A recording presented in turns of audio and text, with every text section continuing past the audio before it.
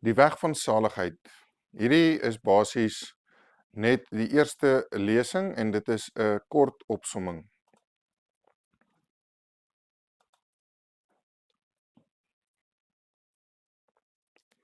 Jy is op pad hel toe. Hoe voel 'n mens as jy hierdie boodskap hoor? Die eerste gedagte van baie is, weet jy wat man, vlieg jy 'n bietjie en wie's jy? Wie's jy om dit te sê? Jy ken my nie, hoe kan jy dit sê? Of 'n ander een sê, dit kan wees maar, of daar's 'n hele teologie aan verbonde wat jy sê, dit is nie so nie. Of dalk as jy hierdie boodskap hoor, is dit 'n kwessie van, ek weet, ek besef dit, my pad is nie reg nie. En die vraag is, hoekom sê 'n mens so? Wat moet ek doen? Wat mis ek? En dit is die vraag wat ons sien in Handelinge, toe Petrus met die skare gepraat het, was die vraag wat hulle gevra het, wat moet ek doen om gered te word? Nou die reformatore het hierdie vraag gevra deur te sê, genade alleen. Redding is slegs genade, jy kan niks by doen nie. Of daar is gesê, uitverkiesing alleen. As jy nie uitverkies is nie, maak jy dit nie. As jy uitverkies is, kan jy doen basies wat jy wil, jy kan lewe soos jy wil, of omdat jy uitverkies is, gaan jy pragtig lewe, en jy weet, jy het 'n goue kaartjie na die hemel toe. As ons kyk byvoorbeeld die gereformeerde leer van die Heidelbergse Katekisme, Sondag 1 vraag 1, wat sê, wat is jou enigste troos in lewe en in sterwe? En die antwoord is, dat ek met liggaam en siel in lewe en in sterwe, nie aan myself nie, maar aan my getroue verlosser, Jesus Christus behoort. Dis die vraag wat hulle het, wat beteken dit? Hoe is dit prakties? Hoe behoort ek aan hom? Is dit 'n kwessie dat ek net moet glo? Moet ek die wet onderhou? Vir sommiges is dit, jy moet die wet onderhou, en die wet lê alles opgesluit, en die wet is alles wat saak maak. Vir ander een is dit, nee. Ons kan niks uit ons eie uitdoen nie, dit gaan oor net geloof. Dis amper 'n kwessie van, jy gaan sit op 'n klip, en jy moet net glo, en dit is wat vir jou die saligheid. Anders sê, nee, jy moet jou bekeer. Daar's party wat sê, maar jy kan jou nie bekeer nie, want dit is net genade van God. Anders sê, nee, maar jy moet jou bekeer, en dan moet jy moet gedoop word. En dan moet jy in tale praat, en jy moet die gawes hê. As jy nie die tale praat nie, jy het nie die gawes nie, is jy nie kind van God nie. Anders sê weer, nee, maar jy moet die regte bloed hê, want as jy verkeerde bloed het, en jy het bloed in jou wat gemengde bloed is, dan maak jy dit nie. Jy moet suiwer die regte bloed hê, jy moet die bloed van Israel in jou hê. As jy die bloed van Israel in jou het, dan is jou saak reg. Wat is die antwoord hierop? Wat sou u sê, wat moet 'n mens doen om gered te word? En die ander probleem is, dat daar soveel verskillende begrippe is, wat so teologies gelaai is, as gevolg van 'n mens se agtergrond, waar jy vandaan kom. As ons byvoorbeeld van die begrippe van, ek is gered, ek is bekeerd, ek moet my bekeer, doop, vir party beteken doop, baba doop, vir ander beteken dit gelowige doop. Wat ons nog gaan kyk is, wat sê die woord van God? Wat sê die Bybel hieroor, oor wat moet ek doen om gered te word? Ons gaan hier net eenvoudig stil staan by die opsomming. Ons gaan net hier na opsomming kyk, waarna ons hierna elke aspek volledig dan gaan ondersoek. So, u gaan dalk hier goeters hoor wat vir u vreemd is, goed wat dalk vir u kontroversieel is, goed wat dalk u boodskap. Hierdie is net 'n opsomming, dit kan nie die volle besonderhede bevat nie. Dis om 'n geheel prentjie te skets. So ek vra, moenie nou, as daar vrae is, merk dit, skryf dit neer, skryf vir my, maar moenie nou ophou nie, luister die hele ding klaar, en skryf dan die vrae, en kyk ook na die opvolgende episodes, waar daar in meer spesifieke detail, punt vir punt, gaan kyk word, wat sê die woord van God hieroor. En vir my is dit belangrik, dat dit gaan nie net daaroor om 'n teologie uiteen te sit nie. Dit gaan nie daaroor om hierdie pragtige teologiese storie uiteen te sit nie. Dit gaan daaroor oor wat sê die woord. Die probleem is net en baie ek sê dit ja, maar almal sê hulle kom met die woord. En wat baie doen is hulle vat versie vir versie vir versie, en hierdie versie is wat hulle opslaan, maar dit maak nie 'n geheel oorsig nie. Daar's klomp van die gedeeltes wat dit nie verklaar nie. So die gedagte is, hierdie weg van saligheid wat ons na vandag gaan kyk, is om die volledige prent te skets, waar al die bestanddele in aanwesig is. Hoekom is dit belangrik? Hoekom is dit, wat is die doel daarvan om dit te weet? En ons kom by Deuteronomium 30 vers 19 tot 20. En dit is waar ons vandag staan. Dit is waar hierdie boodskap kom en sê, ek neem vandag die hemel en die aarde as getuies teen julle, die dood, lewe en die dood, die seën en die vloek, het ek jou voorgehou. Kies dan die lewe, dat jy mag lewe. Jy en jou nageslag, deur die Here jou God lief te hê, na sy stem te luister en hom aan te hang. Want dit is jou lewe en die lengte van jou dae, sodat jy kan woon in die land wat die Here aan jou vaders Abraham, Isak en Jakob met 'n eed beloof het om aan hulle te gee. En dis die krag van die evangelie. As jy kom voor 'n keuse te staan, jy kies die lewe of jy kies die dood. Dis of die lewe of die dood. Daar is nie 'n tussenin weg nie. In Lukas 13 vers 24, stry hard om in te gaan deur die noupoort, want ek sê vir julle, baie sal probeer om in te gaan en sal dit nie kan doen nie. Die belangrike openbaring wat ek van God ontvang het, is dat hierdie is nie 'n punt van saligheid nie. Dis 'n weg van saligheid. Dit is nie 'n enkele moment van ek is bekeerd, ek is gedoop. Ek het tot bekering gekom. Ek het my hart aan Jesus gegee. Daar's verskillende terme daarvoor. Dit gaan nie daaroor dat ons het 'n enkel moment in ons lewe waar ons 'n goue kaartjie koop om hemel toe te gaan nie. Dis 'n weg van saligheid wat God vir ons in die woord gee van wat dit beteken, en daardie weg gaan vooruit. Daardie weg hou aan totdat ek doodgaan of tot met die wederkoms. En die groot waarskuwing wat ons nie baie keer hoor nie, is dat ek van daardie weg kan afval. Ek kan steeds verlore raak as ek hierdie weg stap. En daar's dorings en distels wat my van hierdie weg aftrek. Of my grondjies is te vlak en ek maak dit nie. Dan kan ek verlore gaan. Al het ek 'n stukkie van die weg gestap. Al is ek gedoop. Al het ek geglo. Al het ek tot bekering gekom. Matteus 7 vers 21 tot 23 sê, nie elkeen wat vir my sê, Here, Here, sal ingaan in die koninkryk van die hemel nie, maar hy wat die wil doen van my Vader wat in die hemele is. Baie sal in daardie dag vir my sê, Here, Here, het ons nie in U naam geprofeteer en in U naam duiwels uitgedrywe en in U naam baie kragte gedoen nie? En dan sal ek aan hulle sê, ek het julle nooit geken nie. Gaan weg van my, julle wat die ongeregtigheid werk.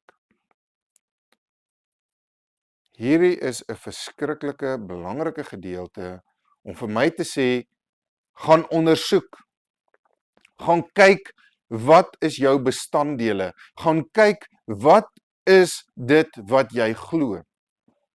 Gaan kyk of die tradisie waarin jy groot geword het, of die belydenis waarin jy groot geword het, of dit waarin jy gemaklik was, stem dit ooreen met die woord van God. Want hier is mense wat in God se naam geprofeteer het, wat in God se naam duiwels uitgedryf het, wat in God se naam kragte gedoen het. Dit is mense wat geglo het, dit is mense wat nie net geglo het nie, maar dit is mense wat godsdiens bedryf het, die Christelike godsdiens. In hierdie tyd was dit die Judaïstiese godsdiens, want dit was nog 'n klomp Judaïste gewees. Maar die punt is dat selfs in vandag se tyd is daar mense wat Christene is. En as jy vir hom vra, hoekom, wat sou jy sê? Hoekom gaan jy hemel toe? Hoekom is jy salig? Dan is die antwoord, maar ek's 'n kerkmens. Ja, ek gaan kerk toe. Die vraag is, waar kom daardie vereiste voor? Waar het God in sy woord gesê, ek verwag van jou om 'n kerkmens te wees en dit gaan jou in die hemel kry? Die opdrag van die kerk, die opdrag van die gemeente is nie om die siele wat reeds gered is vet te voer en te vermaak nie. Die opdrag van die gemeente is om disippels op te lei, sodat hulle verlorenes na die koninkryk toe kan bring, om hulle disippelskap uit te leef. Dit is die kern van die gemeente. Waar kom hierdie benaming vandaan van die weg van saligheid? Met ander woorde, dit is nie 'n punt van saligheid nie, dis 'n weg, dis 'n pad van saligheid. Ons lees in Handelinge 16 vers 16 tot 18. En terwyl ons, dis nou Lukas en Paulus, op pad was na die bidplek, kom 'n slavin met 'n waarseende gees ons teë, wat vir haar eienaars deur waarsêry groot wins ingebring het. En sy het Paulus en ons gevolg en geskree en gesê, hierdie manne is dienaars van God die Allerhoogste, en hulle verkondig aan julle die weg van verlossing. En dit het sy baie dae lank gedoen, maar baie ontevrede daaroor het Paulus omgedraai en vir die gees gesê, ek beveel jou in die naam van Jesus Christus om uit daaruit te gaan.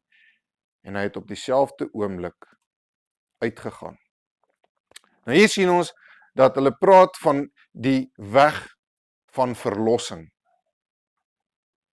En hierdie lees ons ook in Handelinge 18 vers 24 tot 26 en 'n sekere Jood met die naam van Apollos wat in Alexandrië gebore was, 'n welsprekende man, het in Efese aangekom en hy was magtig in die skrifte. Hy het onderrig ontvang in die weg van die Here en vurig van gees het hy gespreek en dinge aangaande die Here noukeurig geleer, alhoewel hy net van die doop van Johannes geweet het. En hy het vrymoediglik in die sinagoge begin spreek, maar nadat Aquila en Priscilla hom gehoor het, het hulle hom by hulle geneem en hom noukeurig die weg van God uitgelê. So hier kry ons dit weer eens, ons kry die weg van verlossing, ons kry die weg van die Here, ons kry die weg van God. Inteendeel, die vroeë Christene het as die weg bekend gestaan, want hulle het 'n weg van saligheid, 'n pad van saligheid, die Grieks hodos, weg, pad, wat hulle geleer het. En hier sien ons dat die doop was deel van hierdie weg van die Here. Die doop was nie net 'n enkele punt nie, dit was deel van die weg van die Here. En hy het net van 'n ander doop, hy het net van die doop van Johannes geweet, hy het nie die doop van die Heilige Gees, met die Heilige Gees het hy nie van geweet nie. En hulle het toe vir hom ordentlik, hy het die skrifte geken, hy het onderrig ontvang in die weg van die Here, so hy die weg van die Here het hy geken. Hy was vurig in gees, dis deel van die weg van die Here. Hy het gepreek, dis deel van die weg van die Here, maar wat hom gekort het, is hy het nie die doop verstaan nie. En toe het hulle hom net die gedeelte van die doop geleer, hom noukeuriger die weg van God uitgelê. So dalk is hy daar, dalk het hy 90 of 70 of 60% van hierdie weg doen u en ken u. Dalk is hierdie net 'n aanvulling, soos wat dit vir Apollos was, wat in Alexandrië gebore was, wat net die volle weg moes ken.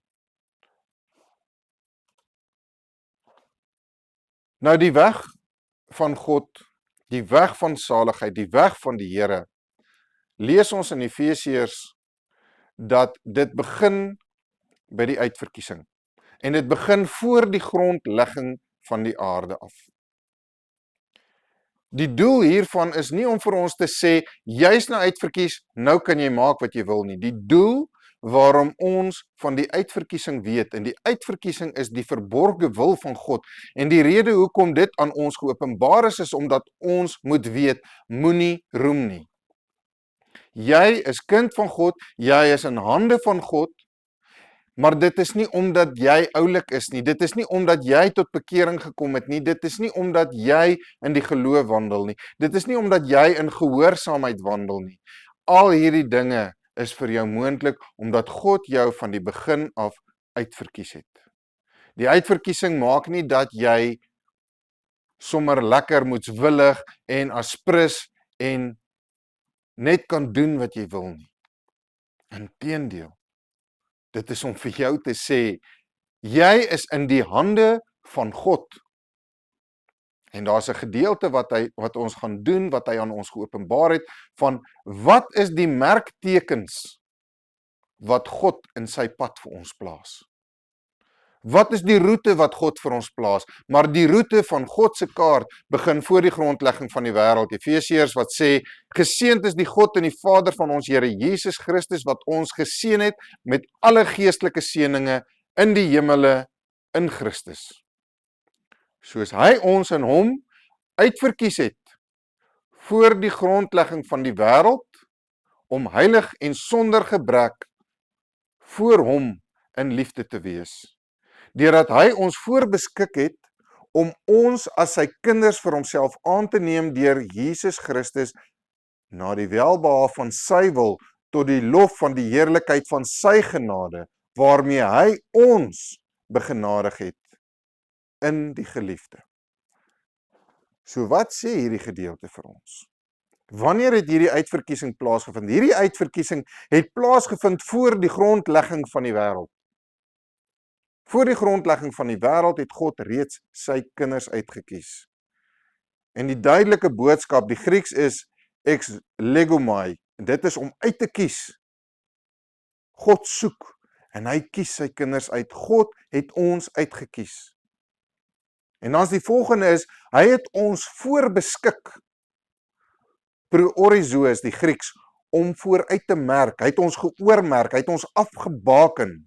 Hy het dit vooraf bepaal dat ons sy kinders kan wees. En die boodskap is dat dit is nie uit ons werke nie, dit is nie uit ons omdat ons oulik was nie, dit is nie omdat ons mooi is, slim is, vinnig is, wat ook al nie. Dit gaan daaroor dat dit is genade waarmee hy ons begenadig het. En daardie genade is nie deur Mohammed of deur enige ander manier nie. Daardie begenadiging is nie vir enige iemand beskikbaar en daar's verskillende paadjies na die berg nie. Daardie begenadiging is deur Jesus Christus, die Seun van God, die Vader se geliefde. En die Vader het ons geseën. Hy het ons uitverkies. Maar daai uitverkiesing maak nie dat nou kan ek lekker in die kroeg gaan wees nie, want ek's uitverkies.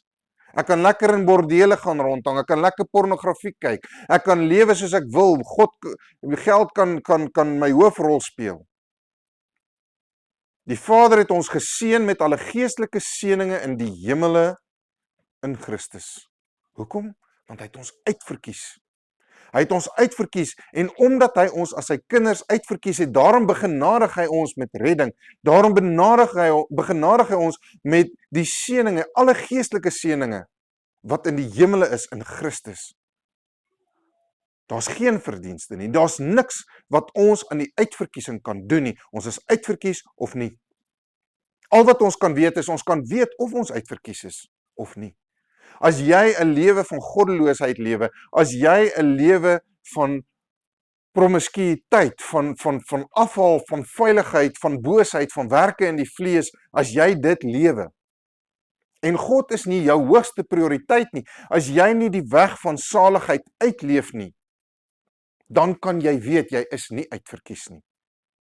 Want as jy die weg van saligheid uitleef, dan weet jy, ek is uitverkies. Ek is uitverkies omdat ek die weg van saligheid uitlewe. Dit is so goed, hoe weet ek is op pad na Pretoria toe, want ek sien die bordjies wat vir my wys, Pretoria soveel. Hoe weet ek is uitverkies, want ek lewe hierdie weg van saligheid. En die rede van die uitverkiesing is omdat God vir ons sê, God is soewerein. Dis na sy welbehaag, dis na sy keuse, dis na sy wil, dis tot sy eie eer en sy eie lof. Dis nie omdat jy so oulik is nie. Dis die genade wat ons van God ontvang en dit gee vir ons die groot waarskuwing dat as ek met God speel en ek speel met sy genade, dan vat hy daai genade, hy vat daai van ons terug.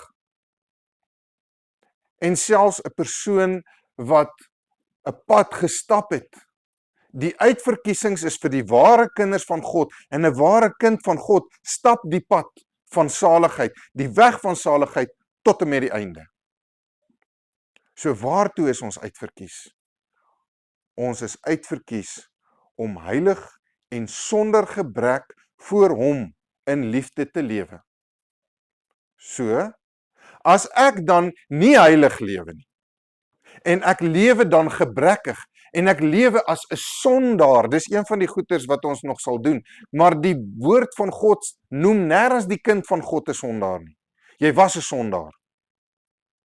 Jy was 'n sondaar tot en met wedergeboorte, en toe het jy die ou mens afgesterf, sodat jy nie meer 'n sondaar is nie, maar 'n heilige is in God.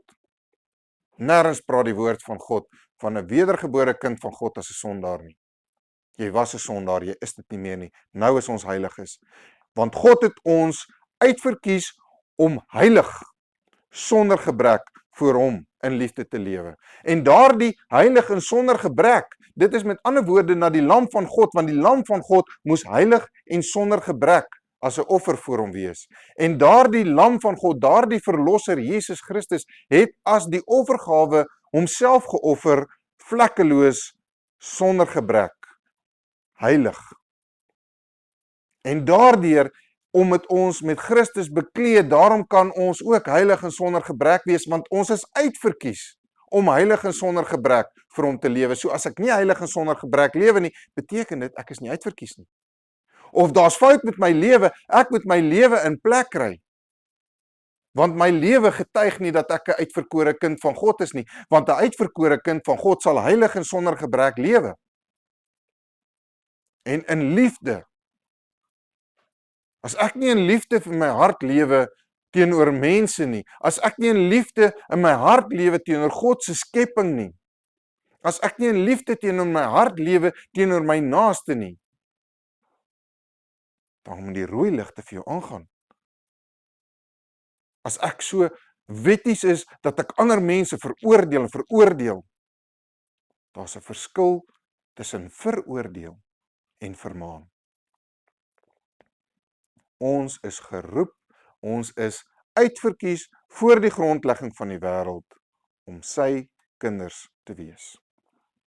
Nou die vraag is dan, en dit is wat Paulus ook vir die mense sê, maar is God dan onregverdig? As hy dan jou uitverkies het, dan gaan jy dit maak of jy gaan dit nie maak nie. Kom ons kyk wat sê Romeine 9 vers 6 tot 29. Maar ek sê dit nie asof die woord van God verval het nie. Want hulle is nie almal Israel wat uit Israel is nie. Ook nie almal omdat hulle Abraham se nageslag is hulle almal kinders nie. Maar in Isak sal jou nageslag genoem word. Dit wil sê, nie hulle is kinders van God wat die kinders van die vlees is nie, maar die kinders van die belofte word gereken as die nageslag. Want dit is die woord van die belofte, omtrent hierdie tyd sal ek kom en Sarah sal 'n seun hê, en nie alleen dit nie, maar ook Rebekka was swanger uit een, naamlik Isak, ons vader. Want toe die kinders nog nie gebore was en nog geen goed of kwaad gedoen het nie, dat die voorneme van God volgens die verkiesing kon bly staan, nie uit die werke nie, maar uit hom wat roep. Is vir haar gesê, die oudste sal die jongste dien, soos geskrywe is, Jakob het ek lief gehad en Esau het ek gehaat. Kom ons staan net eers hier by stil. Maar die kinders van die belofte word gereken as die nageslag. Dit gaan nie net oor Israel nie, selfs in Abraham se nageslag is hulle geseën. Want toe die kinders nog nie gebore was nie en geen goed of kwaad gedoen het nie, met ander woorde, God het uitverkies. En dit het niks te doen met hoe jy werk of wat jy gedoen het nie. Sy uitverkiesing is by hom alleen, hy is soewerein. Vers 14. Wat sal ons dan sê, is daar miskien onreg by God? Nee, stellig nie. Want aan Moses sê hy, ek sal barmhartig wees oor wie ek barmhartig wil wees en my ontferm oor wie ek my wil ontferm.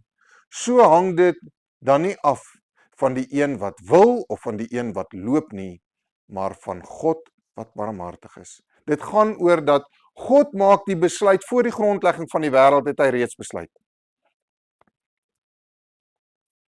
Hy het besluit wie is sy kinders en wie is nie sy kinders nie. Dit gaan nie daaroor dat hy het vooraf gesien wie nog so sal lewe nie. Hy het besluit, punt, klaar. Want die skrif sê aan Farao, juis hiervoor het ek jou laat optree, dat ek in jou my krag kan toon, en dat my naam verkondig kan word op die hele aarde. So is hy dan barmhartig oor wie hy wil, en hy verhard wie hy wil. Jy sal dan vir my sê, maar waarom verwyd hy dan nog? Want wie het sy wil weerstaan? Maar tog, o mens, wie is jy wat teen God antwoord? Die maaksel kan tog nie vir die maker sê, waarom het hy my so gemaak nie? Of het die pottebakker nie mag oor die klei, om uit dieselfde klomp, die een voorwerp tot eer en die ander tot oneer te maak nie. En as God, al wil hy sy toorn bewys en sy mag bekend maak, tog met groot lankmoedigheid die voorwerpe wat vir verderf toeberei is, verdra het, juis om bekend te maak die rykdom van sy heerlikheid oor die voorwerpe van barmhartigheid, wat hy voorberei het tot heerlikheid. Ons, naamlik wat hy geroep het, nie alleen uit die Jode nie, maar ook uit die heidene. Hierdie is volgens die voorneme van God. God is soewerein, God het uitverkies, en hy het sekere voorwerpe tot eer, sekere voorwerpe tot oneer, sekere voorwerpe tot saligheid, sekere voorwerpe tot verdoemenis, sekere voorwerpe tot redding en ander tot oordeel. Die uitverkiesing is afhanklik van God se genade en God se barmhartigheid. Hy verdra die onreg. Met ander woorde, hy gaan, as die volk sonde gedoen het, het hy dit gelos en gelos en gelos en gelos, totdat die beker van grimmigheid vol geraak het, en dan het hy gestraf. Net so, laat hy toe dat die mense gaan voortgaan in sonde, en hulle gaan voort in onreg, en hy los. Want die goddeloses is in langmoedigheid bestem vir die oordeel. God laat toe dat hierdie goddelose sekere dinge aan sy kinders doen. God laat toe dat die goddeloses die wêreld regeer. God is soewerein. Hy neem aan wie hy wil. En hy verhard wie hy wil. Hy berei voor die wat hy haat vir die verderf. Hy berei voor die wat hy uitverkies vir die heerlikheid. So eenvoudig soos dit. Dan kom ons met die gedagte van dat hy voorverordineer en roep. Daar's 'n verskil tussen uitverkiesing en roeping. Daar's 'n verskil tussen voorverordinering en roeping. Romeine 8 vers 28 tot 30. En ons weet dat vir hulle wat God liefhet, alles ten goeie meewerk, vir hulle wat na sy voorneme geroep is. Want die wat hy van tevore geken het, die het hy ook van tevore verordineer om gelykvormig te wees aan die beeld van sy seun. Weereens, vlekkeloos sonder gebrek, heilig, sodat hy die eersgeborene kan wees onder baie broeders. En die wat hy van tevore verordineer het, die het hy ook geroep. En die wat hy geroep het, het hy ook geregverdig. En die wat hy geregverdig het, die het hy ook verheerlik. So, die verkiesing en roeping, die wat hy voorverordineer het, met ander woorde vooruit bepaal het, vooruit gestel het, dit is wie hy is, die wat hy vooruit uitverkies het, hulle het hy geroep. Dan Die wat hy vore geken het, pro-egno is die Grieks, vooruit van geweet het. Hierdie sin speel op God se voorkennis.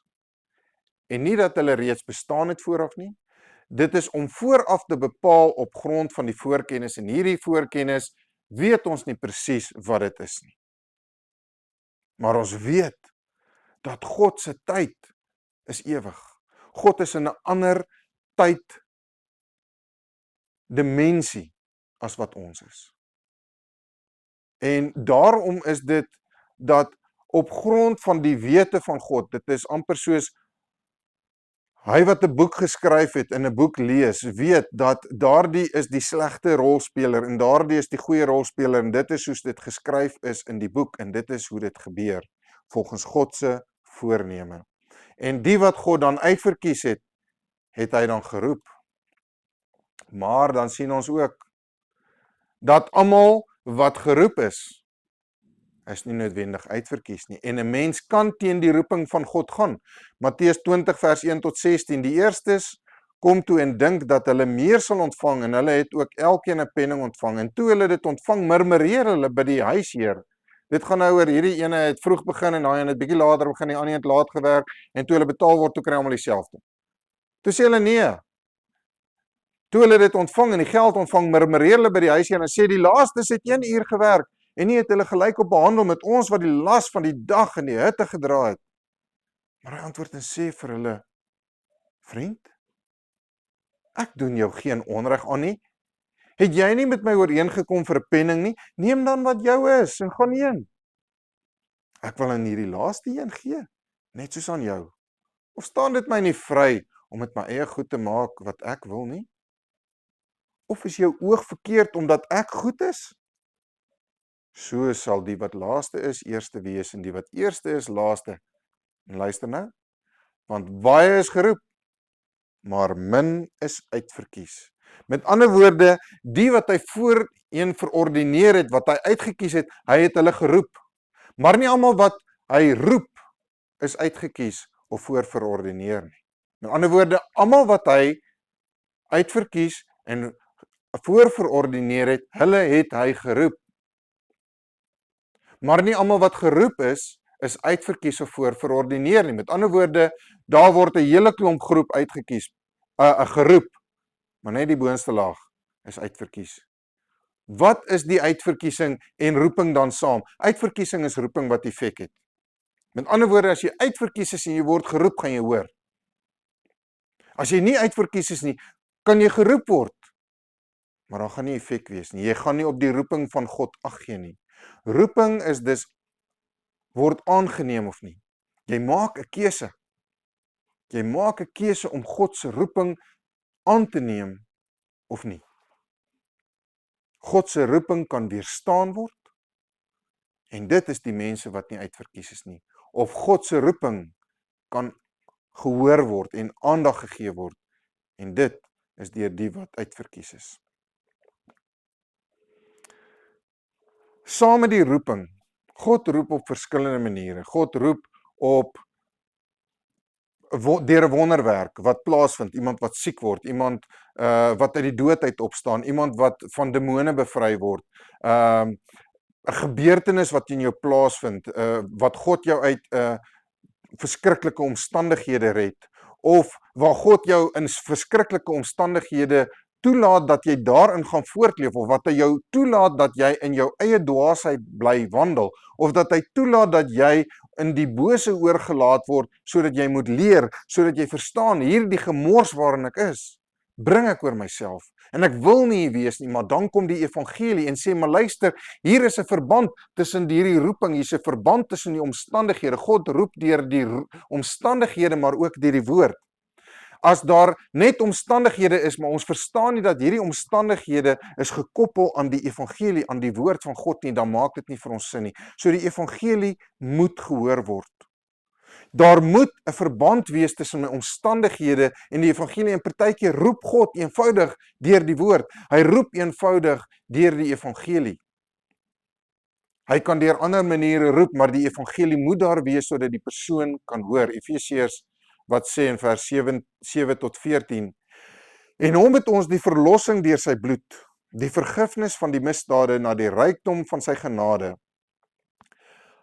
wat hy oorvloedig aan ons bewys het in alle wysheid en verstand, deurdat hy aan ons die verborgenheid van sy wil bekend gemaak het, na sy welbehae, wat hy in homself voorgeneem het, om die volheid van die tye te reël met die doel om alle dinge wat in die hemele, sowel as op die aarde is, onder een hoof in Christus te verenig. In hom, dis nou in Christus, in wie ons ook 'n erfdeel ontvang het, nadat ons van tevore daartoe verordineer is ooreenkomstig die voorneme van hom wat alles werk, volgens die raad van sy wil, dis nou die Vader wat ons voorverordineer het, sodat ons kan wees tot lof van sy heerlikheid, tot lof van die heerlikheid van die Vader, ons wat reeds tevore op Christus gehoop het, en wie julle ook, luister nou, hier kom dit, nadat julle die woord van die waarheid, die evangelie van julle redding gehoor het, en wie julle nadat julle ook geglo het, verseël is met die Heilige Gees van die belofte, wat die onderpand is van ons erfdeel, om sy eiendom te verlos tot lof van sy heerlikheid. Goed, so hier kry ons dit. Ons het die evangelie, die woord van die waarheid, het ons gehoor. God het ons verordineer. En na hierdie verordinering het hy ons geroep. En ons het die evangelie het ons gehoor. En ons het in hierdie evangelie het ons geglo. Want as dit wat jy hoor nie oorgaan in geloof nie, dan breek die weg van saligheid net daar af. Nadat julle ook geglo het, en nadat ons geglo is ons verseël met die Heilige Gees van die belofte. Dit help nie ons glo, maar ons word nie verseël met die Heilige Gees nie, wat die onderpand is van ons erfdeel om sy eiendom te verlos tot lof van sy heerlikheid. So die uitverkiesing, voorverordenering, voorkennis is God in homself voorgeneem, die verborgenheid van sy wil en raad wat aan ons bekend gemaak is, dat hy ons voorbeskik het, dat hy ons geroep het. Dit wys slegs die genade, sy wil alleen, na sy welbehae. Hy het ons voorverordeneer om erfenis te ontvang. Hy het ons voorverordeneer om sy kinders te wees, tot lof van sy heerlikheid te lewe. Dit is waarvoor hy ons voorverordeneer het. Hy het nie ons uitverkies, sodat ons nou 'n goue kaartjie hemel toe het, en nou lewe ons soos ons wil nie. Hy het ons voorverordeneer, sodat ons in heerlikheid kan lewe tot sy lof.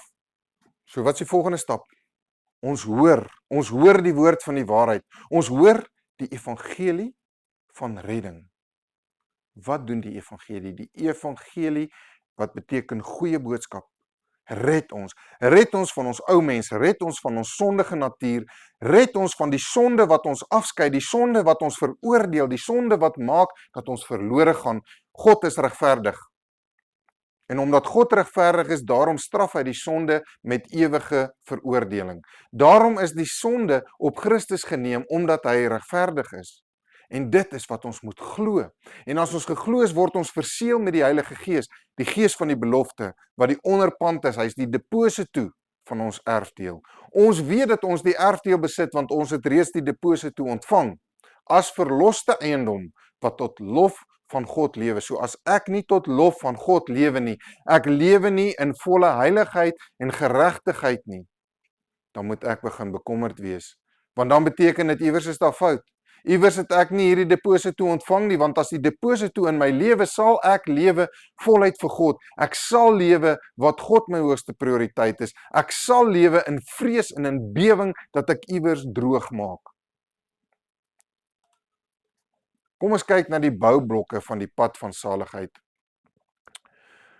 Romeine 10, broeders, die verlange van my hart en gebed wat ek tot God vir Israel doen, is tot hulle redding. Want ek getuig van hulle dat hulle 'n ywer vir God het, maar sonder kennis. Joh, hierdie kom ook in ons volk so na vore, wat daar soveel ywer vir God bestaan, maar sonder kennis. En dit was tot oordeel van Israel gewees, Daardie Fariseërs en daardie Sadduseërs, Jesus sê vir sy disippels, julle moet, as julle nie met die Fariseërs ooreenstem en ywer nie, dan gaan julle dit nie maak nie. Maar ons het die kennis van God nodig.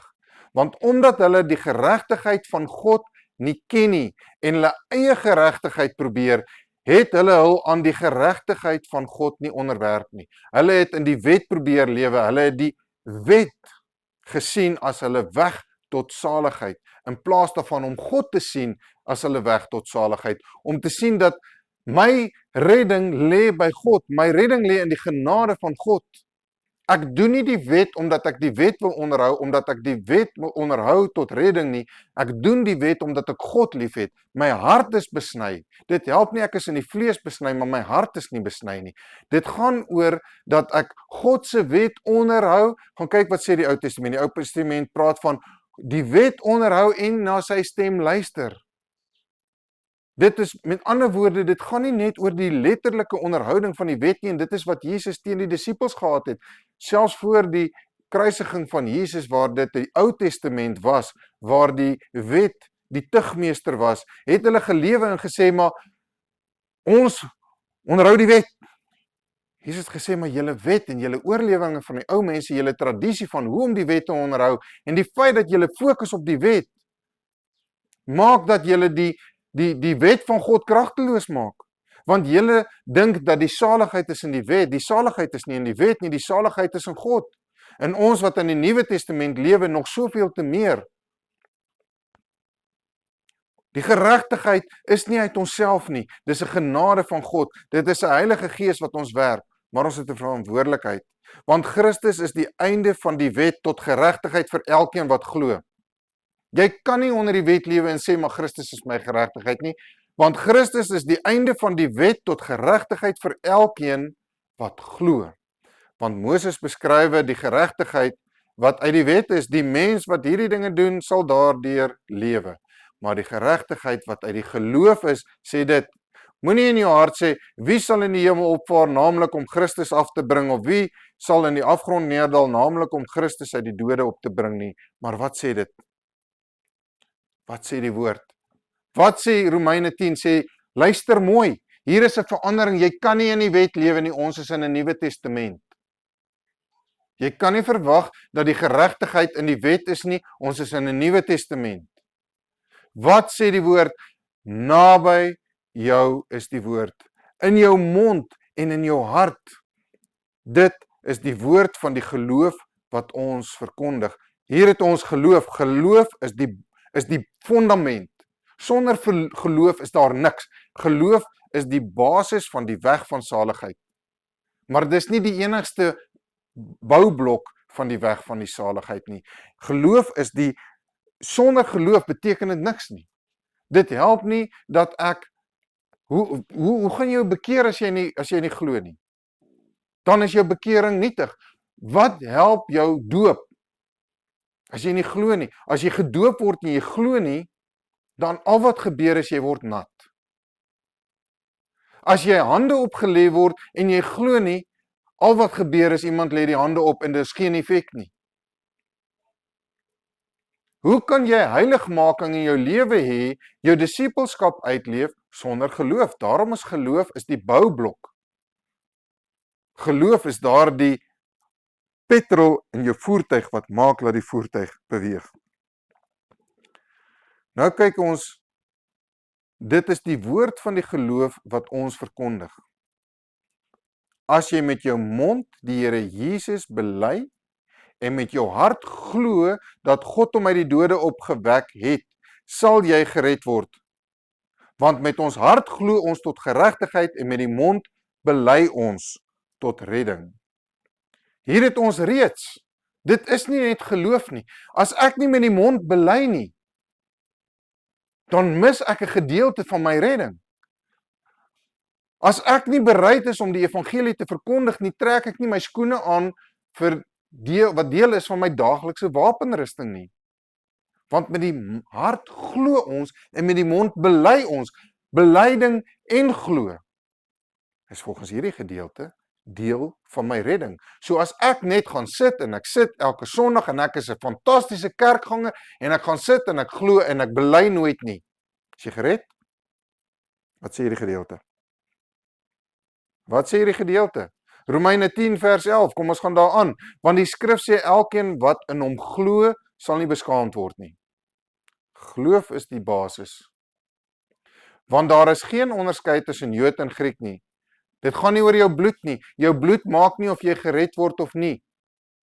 Dieselfde Here is tog Here van almal en is ryk oor almal wat hom aanroep. Hier kom dit, elkeen wat die naam van die Here aanroep sal gered word, so ons het nou glo. Ons het bely. Ons het aanroep.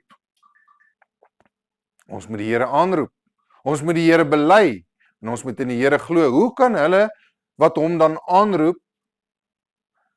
in wie hulle nie geglo het nie? En hoe kan hulle in hom glo van wie hulle nie gehoor het nie? En hoe kan hulle hoor sonder een wat preek? En hoe kan hulle preek sonder een wat hulle gestuur het? Soos geskrywe is, hoe lieflik is die voete van die wat die evangelie van vrede verkondig en die wat die evangelie van die goeie verkondig. So met ander woorde, hier sien ons is die verskillende boublokke. Geloof alleen is nie voldoende nie, as ek nie die Here bely nie. As ek nie die Here aanroep nie, word jy gered. Wat sê hierdie gedeelte? En hoe kan een glo as hy nie gehoor het nie? Hoe kan een hoor as hy nie geroep word deur God nie? En dis die wonderlike, is dus God wat ons roep, deur omstandighede, deur mense, deur die evangelie, deur die woord. God roep ons op verskillende maniere. Maar daar's geen roeping tot saligheid wat kan plaasvind sonder die woord van God nie. Sonder die ware evangelie wat ons dan roep. En dan moet ons dit glo, ons moet dit vat. En as ons dit gevat het en ons glo dit, moet ons dit bely. En as ons dit bely en ons glo, moet ons die Here aanroep. Ons moet hom soek, ons moet hom aanroep. Maar hulle was nie almal gehoorsaam aan die evangelie nie. Want Jesaja het gesê, Here, wie het ons prediking geglo? Die geloof is dus uit die gehoor en die gehoor is deur die woord van God. So met ander woorde, God roep ons. Maar ons kan daardie roeping van God kan ons weerstaan.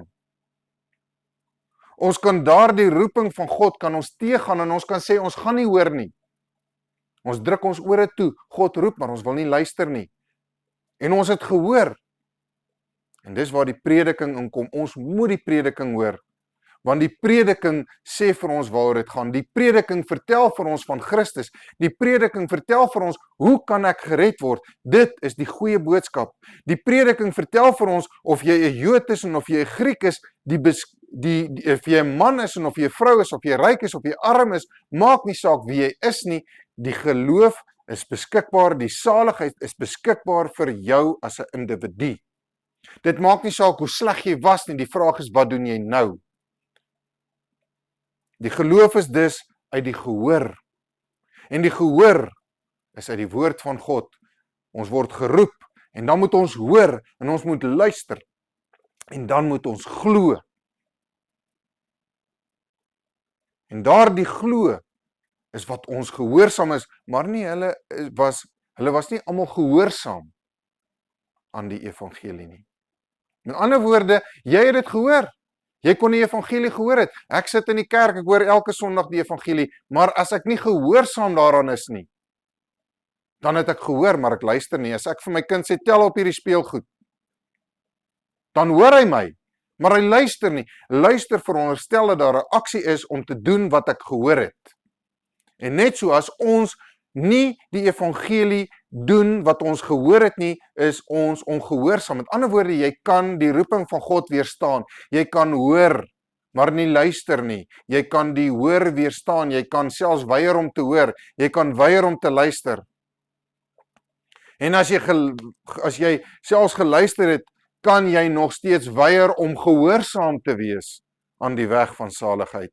Kan sê, maar hier is nie vir my nie. Ek hoef my nie te bekeer nie, ek hoef nie gedoop te word nie, ek hoef nie hande opgelê nie, ek hoef nie heiligmaking te stap nie, ek kan my nie self bekeer nie, jy kan klomp verskillende, dit is ongehoorsaamheid aan die evangelie. Die geloof is dus uit die gehoor en die gehoor is deur die woord van God, maar ek sê, het hulle miskien nie gehoor nie? Ja, seker, oor die hele aarde het hulle die stem uitgegaan en tot by die eindes van die wêreld hulle woorde. Maar ek vra, het Israel dit miskien nie verstaan nie? Ten eerste sê Moses, ek sal julle jaloers maak op die wat geen volk is nie, en ek sal julle toorn opwek teen 'n onverstandige volk. En Jesaja durf self sê, ek het my laat vind deur die wat my nie gesoek het nie. Ek het verskyn aan die wat na my nie gevra het nie. Maar van Israel sê hy, die hele dag het ek my hande uitgebrei na 'n ongehoorsaam en teesprekende volk. Hierdie gedeelte is baie duidelik. Daar's Israel en daar's die wat nie Israel is nie. Daar's die heidene wat hiervan gepraat word. Die heidene is die wat God nie gesoek het nie. God het verskyn aan die heidene wat hom nie gevra het nie. Wat is die teendeel? Maar Israel, so hierdie kan ook nie 'n gedeelte wees van, ja, maar dit is die heidense volke waaronder Israel versprei het nie. Nee, hier's twee skeiding. Hier's die heidene en hier's Israel. Die heidene het God nie gevra nie. Dit is nie 'n gedeelte van Israel wat onder die heidene gegaan het wat God nie. Nee, dit is heidene wat God nie gevra het nie. Dis heidene wat God nie gesoek het nie. En aan hulle het die evangelie oorgegaan. Ons voorouers is Germane. Ons is heidens, die Germane was heidense volke wat nie deel is van Israel nie. Ons het nie na God gesoek nie. Ons voorouers het Odin en al daardie gode wat hulle gedien het. Dis wie ons voorouers gedien het. Maar Israel, God het die heel dag het hy probeer en gesê, hier is ek, maar hulle was ongehoorsaam en hulle was 'n teesprekende volk en daarom het die genade van God oorgegaan dan die heidene toe ook, sodat die saligheid en die redding is beskikbaar vir enige persoon, maak nie saak wie hy is nie. En as jy dan glo, en jy tot bekering gekom, en jy het jou bekeer van jou weë, dan weet jy, maar dis God wat dit in my werk. Ek het dit nie uit myself uitgedoen nie. Dis deur die feit dat ek uitverkies is voor die grondlegging van die wêreld. Die feit dat ek geroep is van my geboorte af om kind van God te wees. Wat is die volgende stap? Markus 16 vers 16. Hy wat glo en hom laat doop sal gered word, maar hy wat nie glo nie sal veroordeel word. Wat moet ek doen om gered te word? Ons het gesien, ek moet glo met die hart, ek moet bely met die mond, ek moet die Here aanroep. Maak dit dat as ek nou glo en ek het aangeroep en ek bely, dit gaan nie oor die elemente nie. Maar dit gaan daaroor dat God het vir ons die evangelie gegee, soos wat daar staan, ons moet gehoorsaam wees aan die evangelie vir God. As die woord van God sê, hy wat glo en hom laat doop sal gered word, en ek sê, maar ek wil nie glo nie. Hoekom moet ek glo? Ek wil nie glo nie. Hy wat nie glo nie, sal veroordeel word. Nou kan ek sê, en baie, ek het dit self gesê, maar kyk, hierso is die doop afwesig. Met ander woorde, hy wat glo en hom laat doop sal gered word, maar hy wat nie glo nie, sal veroordeel word. Hier staan nie dat hy wat nie gedoop word nie. Hoekom sal ek my laat doop as ek nie glo nie? Wat is die sin van die doop? Dis inderdaad waar. Geloof is die basis. Doop sonder geloof is niks werd nie. Wat is die doel van doop as ek nie glo nie? Maar die doop is deel van dit. Dan kon Jesus bloot hier gesê het, hy wat glo sal gered word. Hoekom het hy enigstens die doop genoem, as die doop nie belangrik is nie? Hoekom sê hy die doop? Want die doop is belangrik. Hy wat glo en hom laat doop sal gered word. Die doop is deel van die weg van saligheid. Dit maak nie dat as ek glo en my laat doop, nou is ek gered en nou het ek 'n goue kaartjie hemel toe nie. En dit is hoekom dit die weg van saligheid is, want hier word op sekere elemente word daar gefokus. Hy wat glo, hy wat hom laat doop, sal gered word. Want wat gebeur is met die doop, sal ons nou sien, die ou mens word afgelê, en dan begin die nuwe mens. Daar begin my wedergeboorte. En dan sal ek 'n lewe van heiligmaking lewe, maar ek kan nog steeds afvallig raak. Jy kan gedoop wees, as ons sien, en ons gaan hierdie gedeeltes, gaan ons baie meer in detail, maar Simon die towenaar het geglo en hy's gedoop, en Petrus het hom gesê, jy het nie deel hieraan nie, want jou hart is nie reg nie, want hy wou die salwing van die Heilige Gees wou hy gekoop het. So om gered te word, is om in Jesus te glo. Maar hulle is onmiddellik, is hulle gedoop. Handelinge 16 vers 31 tot 33, toe sê hulle, glo in die Here Jesus Christus en jy sal gered word. Jy sit weer eens glo is die basis. Die basis van die weg van die saligheid is geloof.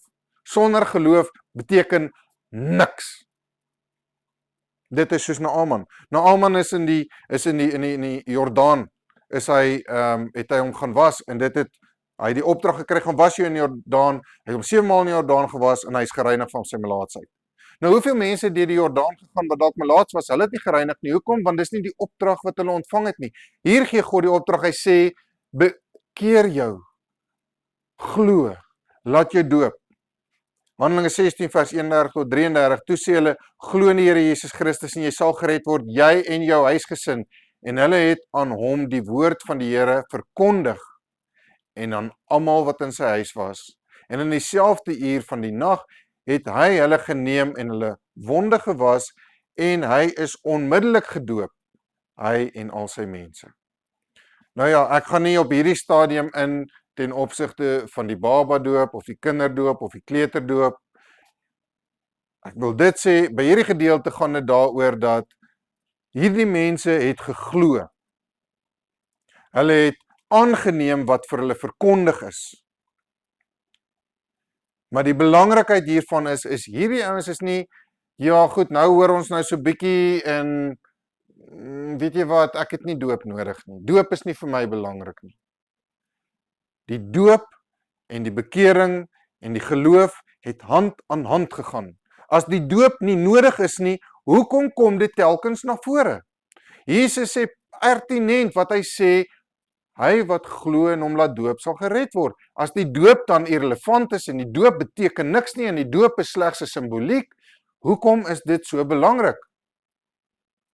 Nêrens in die woord van God word die doop 'n simboliek genoem nie. Dit word nêrens net 'n teken genoem nie. Die doop is 'n baie, baie belangrike deel van die weg van saligheid. Glo en jy sal gered word. Dit is beskikbaar vir die hele huisgesin, met die belydenis van hulle geloof. Met ons hart glo ons tot redding, met ons mond bely ons. En ons roep die Here aan.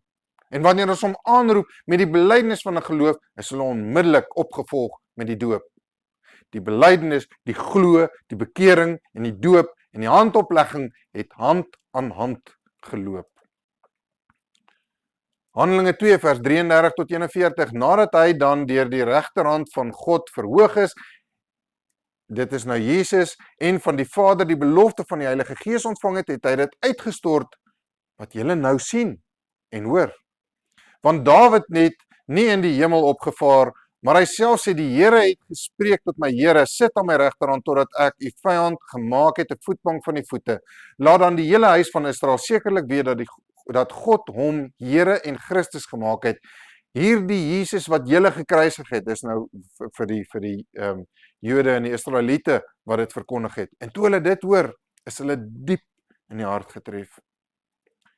En het vir Petrus en die ander apostels gesê, wat moet ons doen, broeders? Wat moet ons doen? En dit is die vraag wat hier gevra moet word. Dit is die vraag wat elkeen hier vir homself moet vra, wat moet ek doen? Ek wil nie veroordeel word nie, ek wil nie hel toe gaan nie, ek wil nie vir ewig veroordeel word as gevolg van my sonde nie, wat moet ek doen? Ek wil nie die geval wees, soos wat Jesus gesê het, jy het elke Sondag kerk toe gegaan, jy het duiwels uitgedryf, jy het in tale gepraat, jy is gedoop, gaan weg van my, ek het jou nie geken nie. Wat sê Petrus vir hulle? Hy sê vir hulle, bekeer julle, en laat elkeen van julle gedoop word in die naam van die Here van Jesus Christus tot vergifnis van sondes en julle sal die gawe van die Heilige Gees ontvang. Bekeer julle en laat elkeen van julle gedoop word. Soos wat ek sê, ek gaan met die baba doop, met die kinderdoop, daardie gedeelte gaan ek later as ons met die doop spesifiek handel. Hier gaan vergeet vir die oomblik daaroor. Dink aan die gedagte, wat staan hier? Wat is die boublokke van die weg van saligheid? Bekeer jou. Want wat gebeur met bekering is, ek sterf die ou mens af. Ek kruisig die ou mens aan die kruis van Christus. My ou mens sterf. En laat elkeen van julle gedoop word. Ek begrawe met die doop, begrawe ek die ou mens. Wat ek afgesterf het deur bekering, begrawe ek in die doop. Ek sak neer. En ek sak en ek begrawe daai ou mens. En julle sal die gawe van die Heilige Gees ontvang. Met die handoplegging ontvang hulle die gawe van die Heilige Gees en daai nuwe mens staan op. En dis die wedergeboorte. Ek is bekleed met Jesus Christus. Ek het die nuwe mens het opgestaan. Dis 'n nuwe mens, die ou mens lewe nie meer nie. Ek is weer gebore. In water van die doop en in gees met die handoplegging. In water en in gees is ek wedergebore. Ek is weergebore, kind van God, my ou mens is afgesterf. En daar's geen manier hoe ek my ou mens kan afsterf as dit nie deur bekering is nie. Daarom is Simon die towenaar, hy is gedoop en hy het geglo, maar hy het nie bekeer nie. En daarom gesê, jou hart is nie reg nie. Wat is bekering? Bekering is die besnydenis van die hart. En die besnydenis van die hart word die bekering en die doop en die handoplegging is een pakket van wedergeboorte. Want die belofte kom julle toe, julle en julle kinders en almal wat daar ver is, die wat die Here ons God na hom sal roep. Weereens, God roep ons na hom toe. En op grond van God se roeping het ek gehoor. Op grond van God se roeping het ek geglo. Want sy Heilige Gees het in my hart gewerk, want hy het my voor die grondlegging van die wêreld het hy my uitverkies, sodat ek 'n voorwerp tot eer van hom kan wees, sodat ek gehoor sal gee aan sy roeping, sodat ek sal hoor, sodat ek sal luister as wat ek hoor, sodat ek gehoorsaam sal wees aan dit wat hy sê, sodat ek sal glo. En wat glo ek? En wat is die effek daarvan? Ek gaan myself bekeer. Ek gaan my bekeer van my verkeerde weë. Natuurlik is dit nie sonder die genade nie. Ek kan my nie self bekeer as die Heilige Gees dit nie in my werk nie. Ek kan nie glo as die Gees van God nie dit in my werk nie. Daarom roem ek nie op myself nie. Ek roem op die Heilige Gees wat in my werk. Daarom roem ek op die verlossing van Jesus Christus. Dis waarin ek roem, nie op myself wat die bekering is nie, maar God sê vir my, jy moet dit vat. Hy sê, jy moet jou bekeer. God verwag van my en jou, en dit sê hy in sy woord, bekeer julle.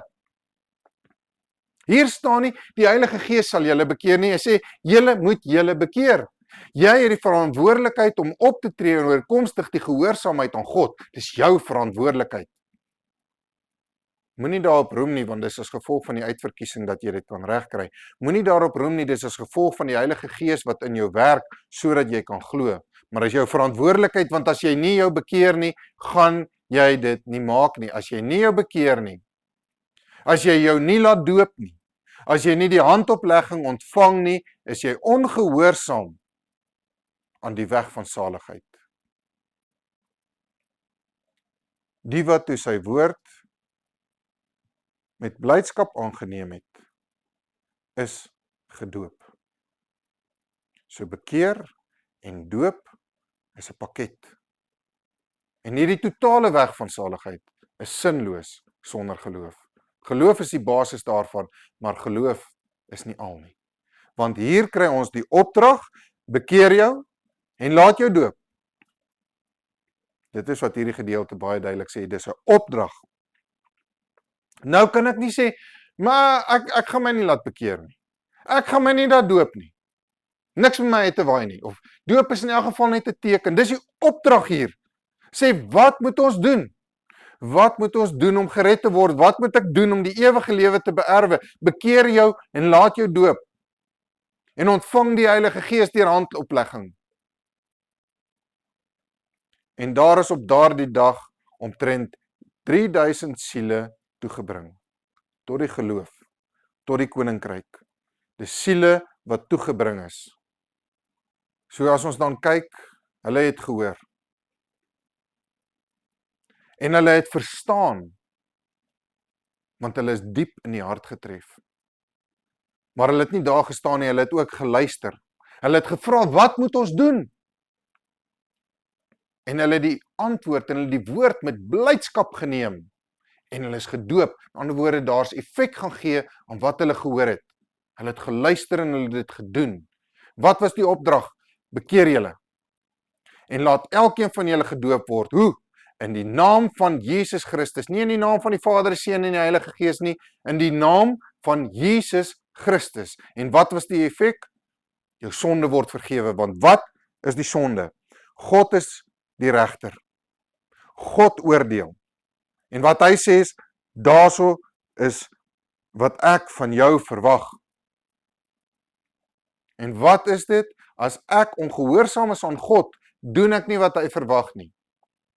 Adam en Eva, wat het hulle gehad? Moenie van die boom in die middel van die tuin eet nie. Dit was hulle wet.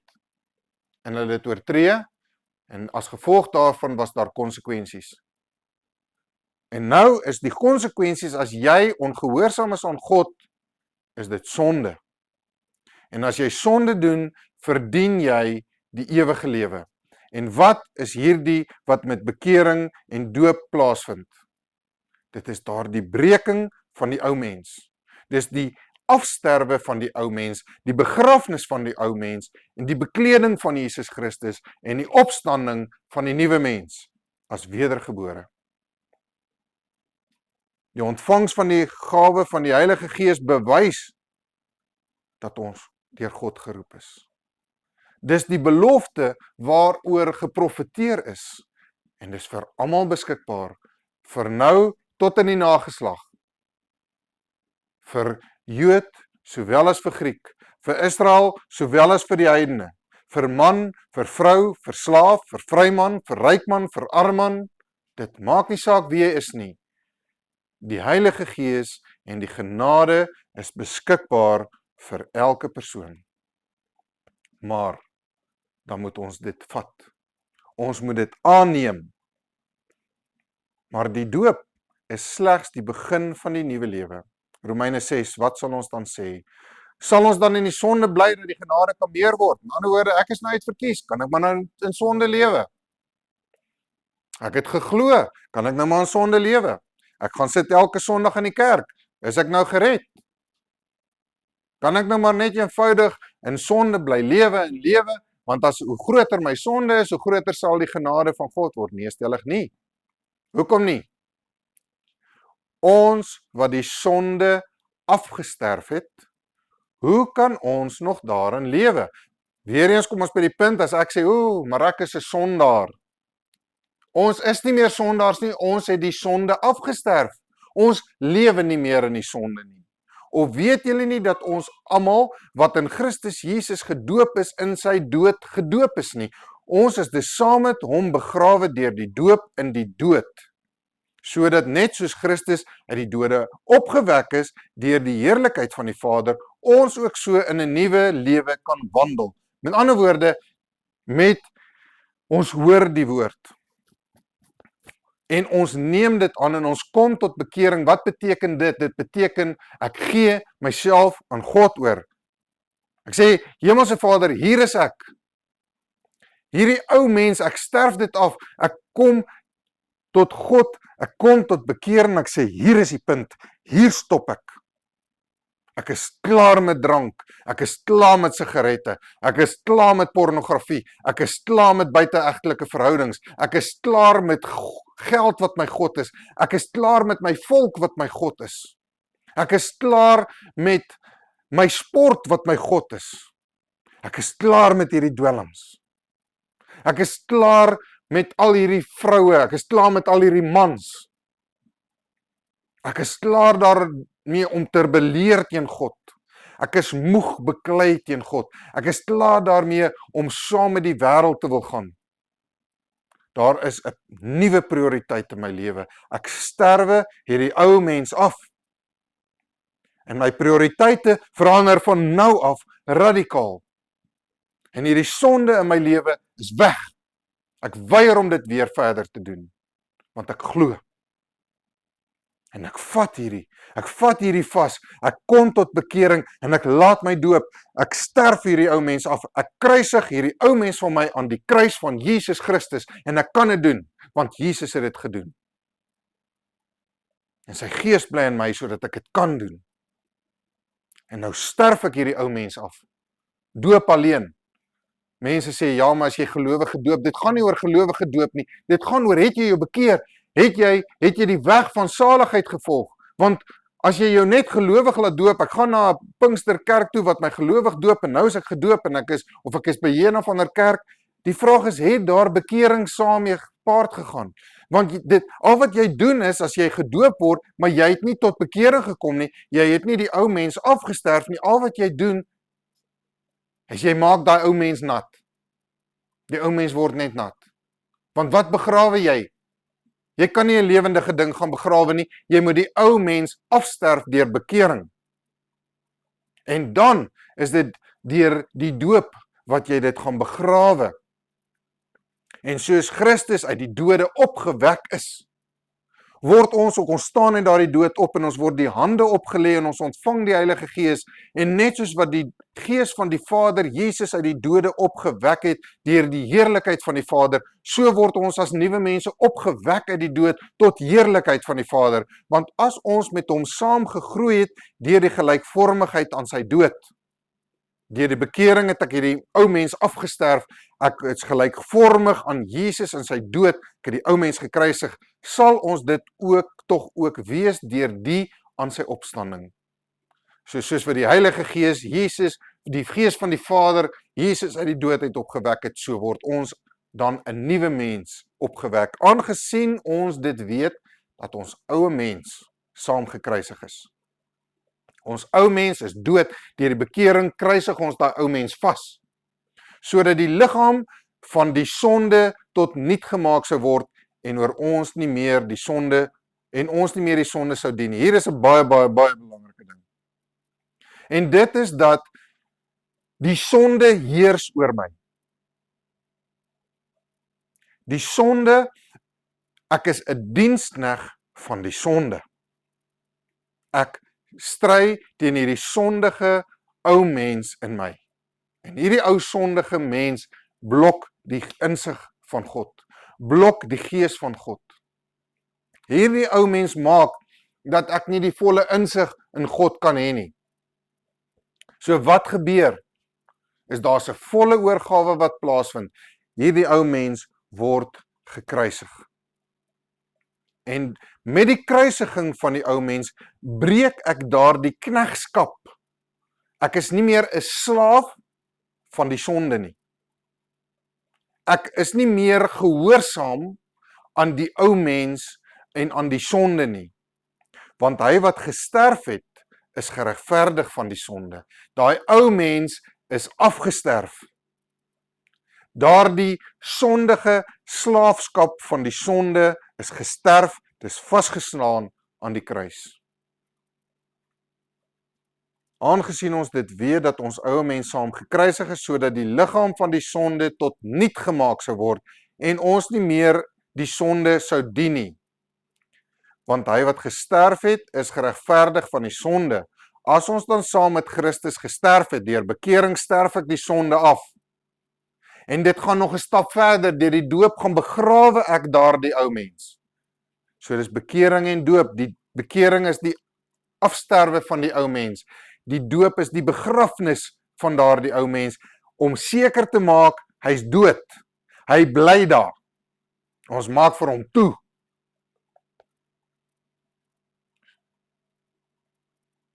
Want as ons met hom saamgegroei het deur die gelykvormigheid aan sy doop, sal ons dit tog ook wees deur die aan sy opstanding, aangesien ons dit weet dat ons ou mens saam gekruisig is, sodat die liggaam van die sonde tot niet gemaak sou word en ons nie meer die sonde sou dien nie. Want hy wat gesterf het, is geregverdig van die sonde. As ons dan saam met Christus gesterf het, ons ou mens, glo ons dat ons ook saam met hom sal lewe, omdat ons weet dat Christus, nadat hy opgewek is uit die dode, nie meer sterf nie. Die dood heers oor hom nie meer nie. Want die dood wat hy gesterf het, het hy vir die sonde eens en vir altyd gesterwe, maar die lewe wat hy leef, leef hy vir God. So moet julle ook reken, dat julle wel vir die sonde dood is, maar lewend is vir God, in Christus Jesus, ons Here. Die ou mens is dood. Deur bekering het ons die ou mens saam met Christus gekruisig, deur die doop het ons daardie ou mens saam met Christus begrawe, en nou is ons deur die handoplegging wat ons die Heilige Gees ontvang, lewe ons saam met Christus, en ons lewe vir God, soos wat Christus vir God lewe, soos wat Christus vir die Vader lewe, lewe ons vir die Vader, omdat ons deel het aan Christus. En daarom, vers 12, laat die sonde dan in julle sterflike liggaam nie heers, dat julle aan sy begeerlikhede gehoorsaam sou wees. Met ander woorde, jy sterf daar die sonde af. En daardie sterflike liggaam, ons het nog steeds 'n sterflike liggaam, totdat ons doodgaan, het ons 'n sterflike liggaam, maar die sonde gaan oor hierdie sterflike liggaam nie meer heers nie, want ons het daardie ou mens, daardie heerskappy van die sonde, het ons gebreek in ons deur die bekering en deur die doop, deur die kruisiging van die ou mens aan die kruis van Christus en deur die begrafnis van die ou mens deur die doop en die opwekking van die nuwe mens deur die handoplegging. En moenie julle lede stel tot beskikking van die sonde as werktuie van ongeregtigheid nie, maar stel julself tot beskikking van God as mense wat uit die dood lewend geword het, en julle lede as werktuie van geregtigheid in diens van God. Want die sonde sal oor julle nie heers nie, want julle is nie onder die wet nie, maar onder die genade. Die dood, die ou mens het ons afgesterf. Die sonde heers nie meer oor ons nie. Maar as ek gaan voortgaan, en as ek gaan voortgaan om daardie vleeslike toegang te gee, as ek gaan voortgaan om daardie sonde, om my liggaam te stel tot 'n werktuig van ongeregtigheid, as ek gaan voortgaan en ek gaan pornografie kyk, as ek gaan voortgaan en ek gaan steel, as ek gaan voortgaan en ek gaan lieg, as ek voortgaan en ek gaan my besigheid eers te stel, of as ek gaan voortgaan met 'n buiteegtelike verhouding, of as ek gaan voortgaan met wat 'n sonde die Heilige Gees jou ook al oortuig het, dan maak jy jou sterflike liggaam 'n werktuig van ongeregtigheid. En wat dan gebeur is, daardie ou mens kom groei weer op jou nuwe mens. Jy trek die kleed van Christus uit en jy beklee jou weer met die ou mens wat 'n slaaf is van die sonde. En as jy 'n slaaf is van die sonde, word jy ook deur God veroordeel en val jy weg van die genade. En daar's die waarskuwing dat as jy hierdie boodskap gehoor het en jy gee nie daaraan gehoor nie en jy veragter van die genade en jy val weg van hierdie weg af, dan is jou oordeel soveel erger. Want die sonde sal oor ons nie meer heers nie. Ek het die sonde afgesterf deur die bekering. Ek het die ou mens het ek begrawe deur die doop. Ek het deur handoplegging is ek beklee met Christus en ek is gesalf as nuwe mens met die Heilige Gees. Maar as ek weer gaan onder die wet gaan lewe en ek gaan weer lewe onder die letter van die wet en ek wil my saligheid kry deur die nakoming van die letter van die wet, dan het ek Christus tot niet gemaak. Ons is onder die genade, met ander woorde, ons ontvang hierdie van God in genade en sy Heilige Gees lewe in ons. Sy Heilige Gees bly in ons. Natuurlik is daar goed aan ons gehoorsaam. Ons moet gehoorsaam wees aan die opdrag van bekering. Ons moet gehoorsaam wees aan die opdrag van die doop. Ons moet gehoorsaam wees aan die opdrag van die handoplegging. Ons moet gehoorsaam wees om te glo. Ons moet gehoorsaam wees om ons disippelskap uit te leef. Ons moet gehoorsaam wees om ons heiligmaking uit te lewe tot en met ons dood. Vers 15, wat dan sal ons die sonde doen? Omdat ons nie onder die wet is nie, maar onder die genade? Ons is nie meer onder die wet nie, so nou kan ons maar nou doen wat ek wil. Nee, want die Heilige Gees oortuig ons van sonde, geregtigheid en oordeel. Weet julle nie, vers 16, dat aan wie julle julleself as diensknegte beskikking stel om hom gehoorsaam te wees? Julle diensknegte is van hom aan wie julle gehoorsaam is nie, of van die sonde tot die dood, of van gehoorsaamheid tot geregtigheid. Nou as die woord van God sê, bekeer jou, laat jou doop, ontvang die Heilige Gees deur die handoplegging, is dit sy opdrag wat hy gee. Hoekom wil ek daaraan ongehoorsaam wees? Dit is die evangelie wat hy vir ons verkondig. Hoekom wil ek daaraan ongehoorsaam wees? Want dit is die manier wat hy vir ons sê, hierdeur gaan jy die ou mens afsterf, hierdeur gaan jy die ou mens begrawe, hierdeur gaan 'n nuwe mens opstaan, bekleed met Christus, en dan moet ek verder in 'n pad van heiligmaking lewe, want as ek gaan lewe waarin ek my ou mens gaan dien, as ek daardie ou mens gaan dien, ek gaan steeds die sonde doen, dan gaan daai ou mens gaan teruggroei op my.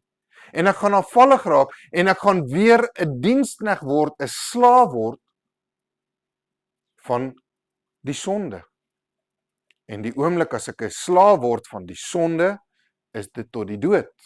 Of ek kan wees, ek gaan gehoorsaam wees aan God. Ek gaan my bekeer, ek gaan my laat doop. Ek gaan met die hande opgelê word, ek gaan 'n pad van heiligmaking stap, ek gaan die woord verkondig, ek gaan heiligmaking lewe, ek gaan my disippelskap uitleef, ek gaan gehoorsaam wees aan die Heilige Gees wat in my woon en vir my sê, gaan praat met daai man, gaan gee vir hierdie man hierdie R100. Gaan, Abraham, gaan na daai land toe, besny jou, ek gaan gehoorsaam wees aan dit wat die Heilige Gees vir my sê, en ek gaan 'n pad lewe waar ek afhanklik is van God se woord en God se Gees, want die woord en die Gees lei my lewe in gehoorsaamheid, want ek is nou bekleed met Christus. Ek het 'n slaaf van Christus geword. Jesus is my eienaar, die Vader is my eienaar. Maar nog meer, dit is soos wat in daardie dae het jy as kind is ook dis 'n patriargale stelsel waar die kind ook die eiendom is van die Vader. Ons is die eiendom van die Vader, ons is die slawe van die Vader, en ons is vir gehoorsaamheid aan die Vader verskuldig, maar hy sê dat ons ook sy kinders is. Maar ons dank God dat julle wel diensknegte van die sonde was. Ons is nie meer sondaars nie, ons was diensknegte van die sonde, ons was sondaars. Maar van harte gehoorsaam geword het aan die voorbeeld van die leer wat aan julle oorgelewer is. Ons het die woord van God wat aan ons oorgelewer is. Dit word nou aan jou oorgelewer. En vrygemaak is van die sonde, het julle diensbaar geword aan geregtigheid. Ons het diensbaar geword aan gehoorsaamheid, en hierdie is die eerste tree. Hierdie is die wedergeboorte, die bekering, die doop, die handoplegging. Dis waar dit begin. Dis waar die nuwe lewe begin. Watter vrug dan het julle toegehad van die dinge waaroor julle nou skaam, want die uiteinde daarvan is die dood. Ons het julle in die begin gesê, kies die lewe of kies die dood.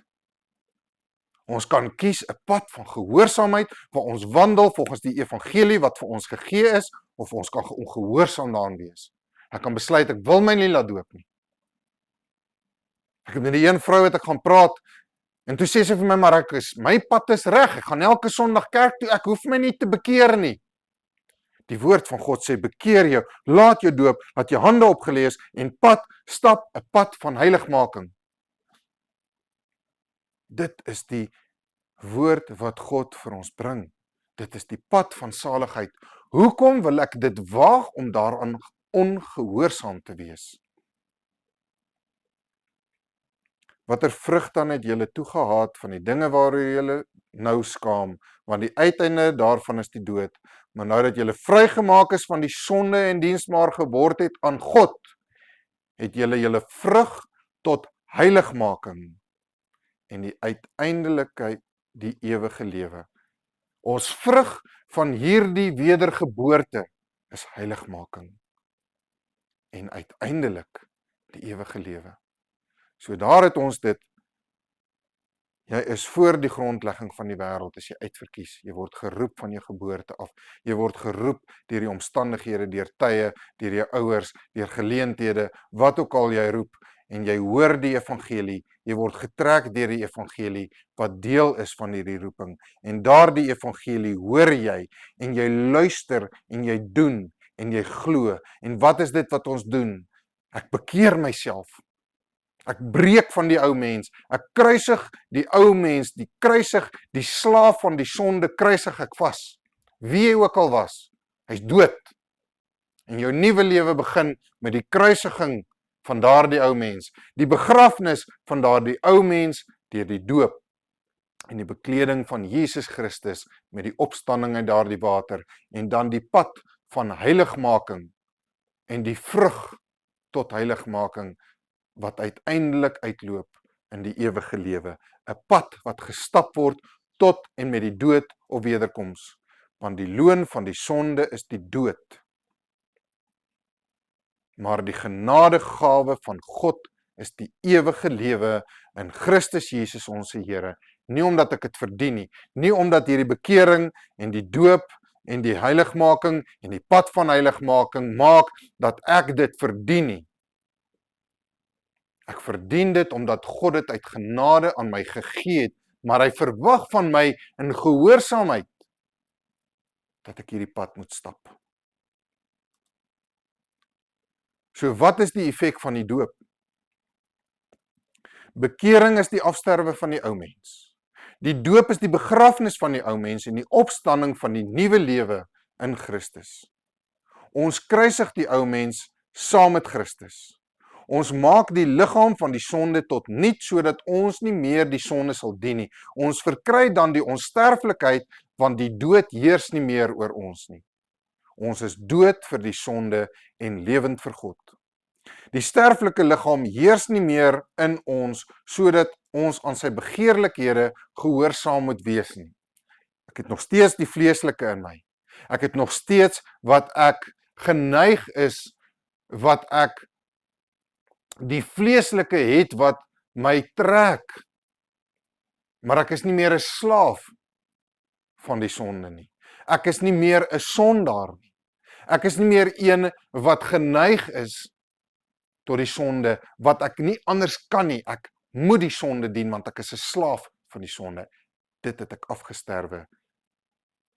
Die sterflike liggaam heers nie meer oor ons, sodat ons aan sy begeerlikhede gehoorsaam sou wees nie.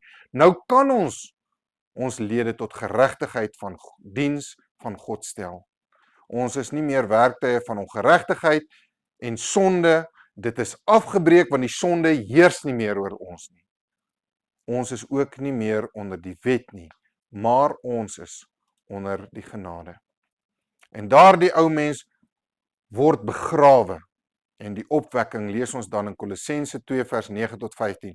Want in hom woon al die volheid van die Godheid liggaamlik, dis nou in Jesus.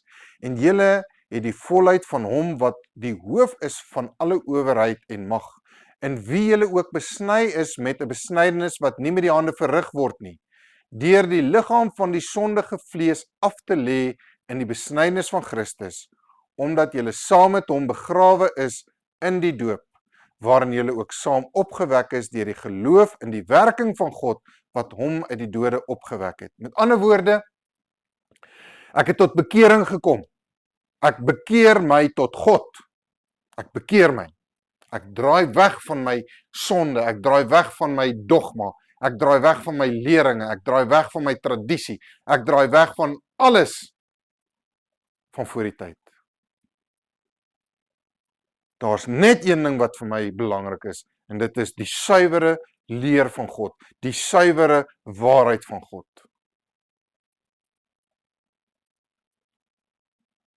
En dan begrawe ons daardie ou mens wat ons afgesterf het met bekering, begrawe ons in die doop.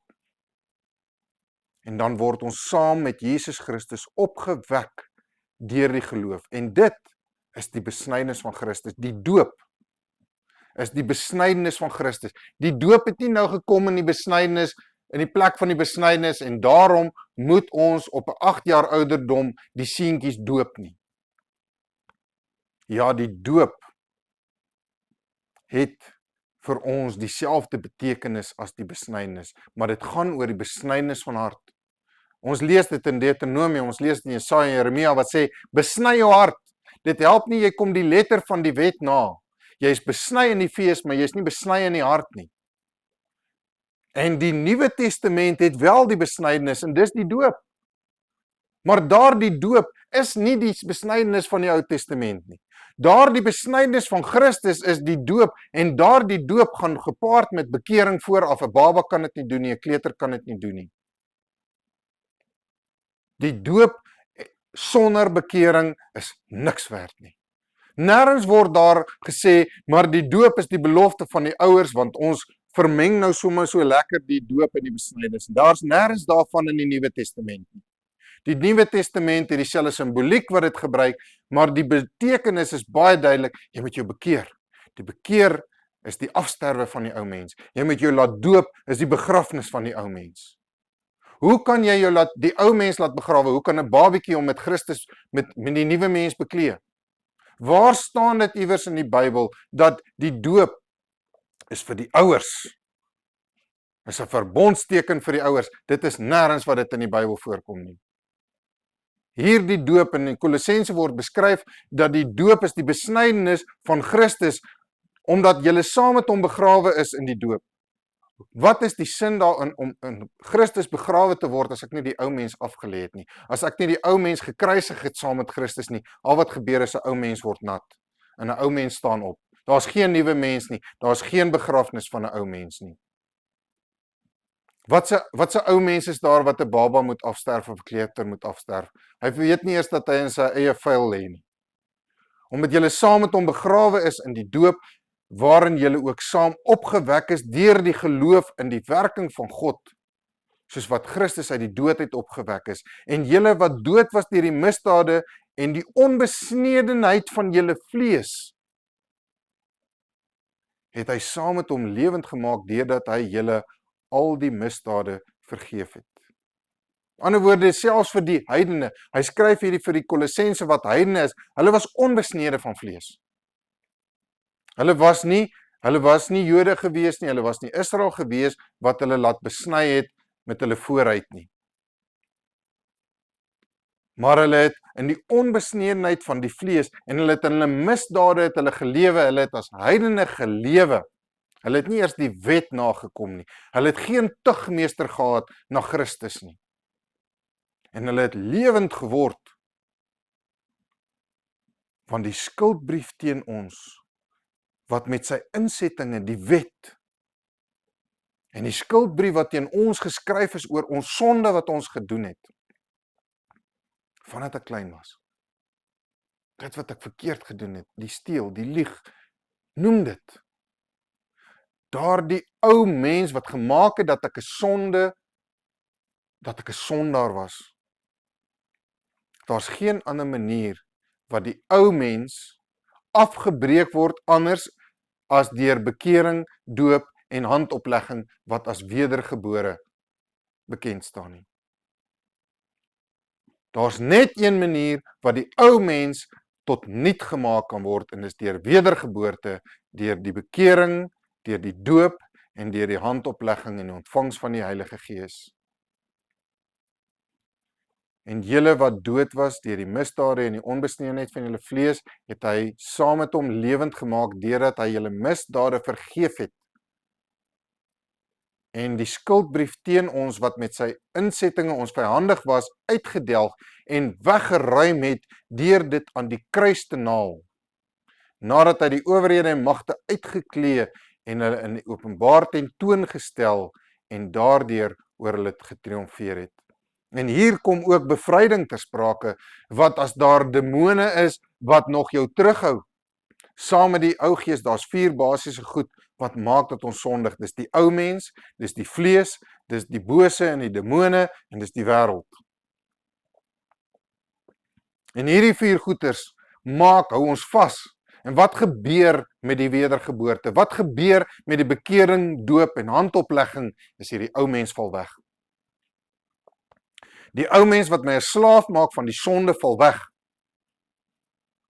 Daar's geen ander beskrywing in die woord van God hoe ek ontslae kan raak van die ou mens as deur bekering, deur doop en deur handoplegging nie. Daar's geen ander manier nie. Dit is wat die woord van God vir ons sê. Dan kom ons en ons stry teen die vlees wat ons nog het. Ons stry teen die vlees deur die gees, maar die gees woon nou in ons want ons is bekleed met Christus. Ons het uit die dood uit opgestaan. Die gees woon in ons, deur die bekering, die doop en die handoplegging, bly die Heilige Gees nou in ons. Ons is wedergebore, ons is kinders van God met sy Gees wat in ons woon, wat ons harte en ons sinne en ons gedagtes verander. Ek kan my gedagtes vernuwe want die Heilige Gees woon in my hart en ek moet my gedagtes vernuwe, anders gaan die ou mens weer terugkom. Maar met die bekering en die doop en die handoplegging word hierdie skuldbrief aan die kruis vasgenaal. Word weggeruim. En met bevryding kan hierdie demone wat in ons is, wat ons vashou, kan uitgedryf word. En dan as ek my gedagtes vernuwe en ek filter my ore, my oë, en ek sluit 'n verbond met my oë en met my ore en met dit wat ek inkry, wat ek sien en hoor, wat ek beleef, dan kan ek 'n lewe van heiligmaking voor God lewe. So die besnydenis van Christus is die besnydenis van die hart, dis die aflegging van die liggaam van die sondige vlees, dis deur bekering en doop. Deur die doop is die liggaam van die sondige vlees begrawe, deur die doop is ons ook opgewek deur geloof in werking van God wat Jesus uit die dood opgewek het. Ons glo dat die Vader die Seun opgewek het uit die dode. Daarom doop ons in dieselfde gedagte dat ons die nuwe mens uit die dood opstaan en dat die ou mens afsterf. Dat die ewige lewe ontvang, dat ons daarmee die ewige lewe ontvang, net soos wat Christus ook nie meer sal doodgaan nie. Ons was dood as gevolg van die misdade en die onbesnede vlees as heidene. Ons was dood, ons was sondaars. Ons was slawe van die sonde en hy maak ons lewend. Dis nie uit onsself nie. Dit is hy wat veroorsaak dat ons kan bekeer en dat ons kan laat doop. En die effek van die bekering en die doop veroorsaak dat die misdade vergewe word. Die ou mens word doodgemaak. En wat baie belangrik is van hierdie is dat dit terugwerkend is en nie vooruitwerkend nie.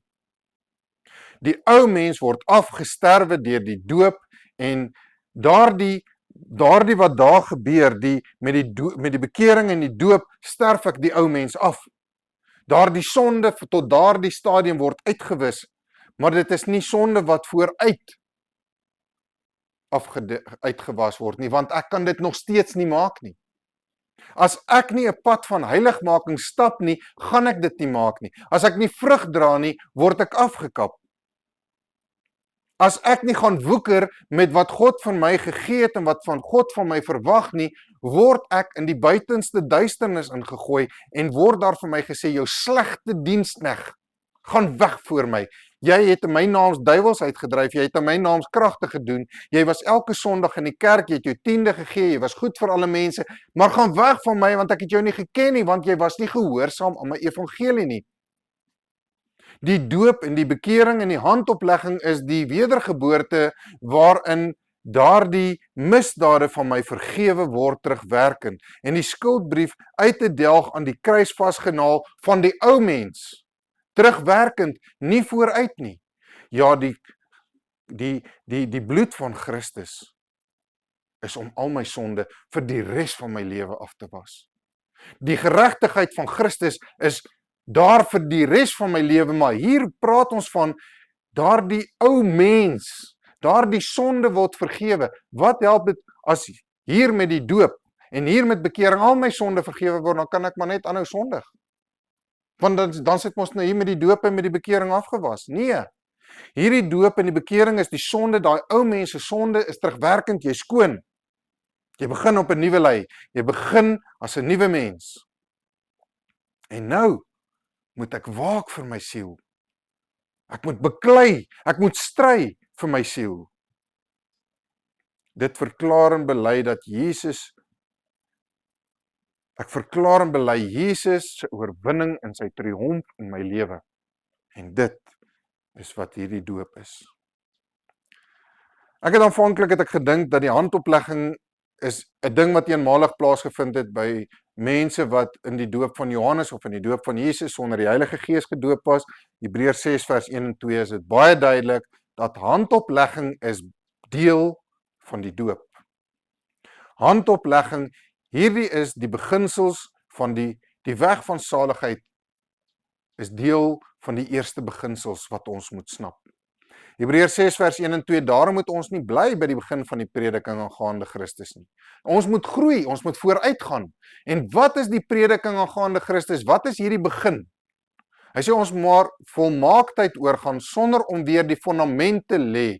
Wat is hierdie fondament? Luister nou mooi. Hy sê die fondament van bekering uit die dooie werke en van geloof in God en van die leer van die doop en van die handoplegging en van die opstanding van die dode en van die ewige oordeel. Hierdie is die basis, die fondament. Hierdie is die weg van saligheid. Hier is die evangelie. Dis die begin wat ons moet snap, wat ons moet doen, wat ons moet glo. En van daar af gaan dit verder. So hierdie fondament is bekering uit die dooie werke. Bekering staan vas. Hebreërs is baie duidelik. Bekering van die dooie werke, bekering van die slegte in my lewe. Dis om oor te gaan in geloof. En dis die leer van die doop.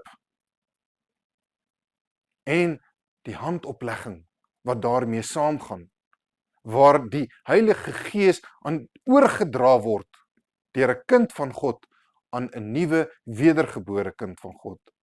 En dit wat ons daarmee die opstanding van die dode saam met Christus beerwe, maar van die ewige oordeel as ons afvallig raak, want die Heilige Gees oortuig ons van sonde, geregtigheid en van oordeel. Kom ons kyk na Handelinge 19 vers 1 tot 7.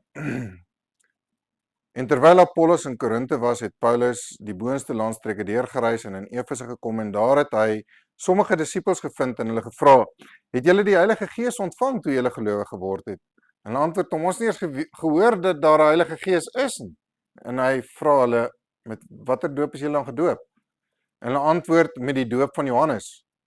Daarop sê Paulus: "Johannes het met die doop van bekering gedoop en aan die volk gesê dat hulle moes glo in die een wat na hom kom. Dit is in Christus Jesus. En toe hulle dit hoor, is hulle gedoop in die naam van die Here Jesus.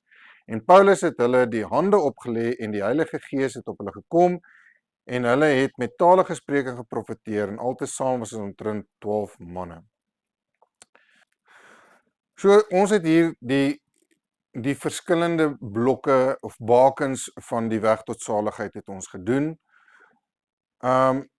Ons het gekyk daarna dat as jy dan gedoop was as 'n baba, dit voldoen nie aan, en ons sal nog hierby gaan ons nog baie stil staan, dat die doop van die baba kan dan nie bekering vooraf gaan nie. Daar is nêrens in die Bybel dat die doop is 'n verbond vir die ouers nie. Daardie wat die doop vergelyk word met die besnydenis van Christus is nie dat ons nou die doop moet vat en gaan toepas op die besnydenis en sê, goed, ons gaan nou net ons gaan net seentjies doop. Ons gaan net doop as hulle 8 dae oud is, gaan ons hulle doop. Dit kom nie voor nie. Die enigste wat die doop voorkom is wat daar bekering plaasgevind het. Daar word gedoop en daar vind handopleg plaas. Dis die afsterwe, die begrafnis van die ou mens en die opstanding van die nuwe mens. So as 'n mens dan sê dat die kinderdoop verkeerd is, of dat die kinderdoop nie die regte doop is nie, of as 'n mens byvoorbeeld in die sonde bly leef, het ek byvoorbeeld 'n geval gehad van mense wat gedoop was terwyl hulle saamgebly het en in daardie sonde bly leef het terwyl hulle gedoop is. Hoe is dit die aflegging van die ou mens? Hoe is dit dat die ou mens daar gesterf het en begrawe is? So as daardie vorige doop nie reg was nie, hier sien ons byvoorbeeld, hulle is gedoop met die doop van Johannes en die doop van Johannes was in daardie tyd reg. Wat het gebeur? Hulle is weer gedoop. So as jy glad nie gedoop is nie, of jou doop was nie volgens wat die woord van God beskryf word nie, word jy weer gedoop. Paulus het nie gesê, nou wel, julle is wel gedoop, al was dit nie reg nie, julle het tog geglo, so julle het daarom 'n pad met God gestap en daarom is daai doop. Nee, wat het hy gedoen? Hy het dadelik hulle weer gedoop en hy het hulle reg gedoop. Die doop van Johannes, die doop van die bekering en dat hulle in Jesus moet glo wat na hom kom. Doop in die naam van die Here Jesus en lê die hande op. En die Heilige Gees het op hulle gekom. So met ander woorde, hier het ons mense wat gedoop was, wat geglo het, maar hulle was nie reg gedoop nie. En hulle het nie die Heilige Gees ontvang nie. Daar was nie die handlegging van die Heilige Gees nie. En hulle is weer gedoop. Die Heilige Gees kom sigbaar op die mens. Ons sien spreek van tale, profeseë. En die Heilige Gees kom op hulle nie deur die doop nie, maar deur die handoplegging en sommer 12 tegelyk. As ons gaan kyk, waar kom hierdie beginsel, waar pas hierdie doop in? Johannes 3 vers 3 tot 10. Jesus antwoord en sê vir hom, voorwaar, dis nou vir Nikodemus. Ek sê vir jou, as iemand nie weergebore word nie, kan hy die koninkryk van God nie sien nie. So jy vraag, okay. Nikodemus sê vir hom, hoe kan 'n mens wat oud is gebore word? Hy kan tog nie vir die tweede keer in die skoot van sy moeder ingaan en gebore word nie. Jesus antwoord, voorwaar, ek sê vir jou, as iemand nie gebore word uit water en gees nie, kan hy die koninkryk van God nie ingaan nie. So as ek sê, wat die doop is net 'n teken. Jesus het gesê, glo en laat jou doop. Hier staan dit, dat jy deur die koninkryk wedergeboorte uit water en gees, as hy nie uit water en gees weergebore word, en kyk hoe pas dit, water, doop, gees, handoplegging, kan hy die koninkryk van God nie ingaan nie, want wie uit vlees gebore is uit vlees, en wat uit gees gebore is uit gees. Moenie jou verwonder dat ek vir jou gesê het, jy moet weer gebore word nie, die wind waai waar hy wil, en as jy hoor sy geluid, maar jy weet nie van waar hy kom nie en waarheen hy gaan nie, soos elkeen wat uit die gees gebore is.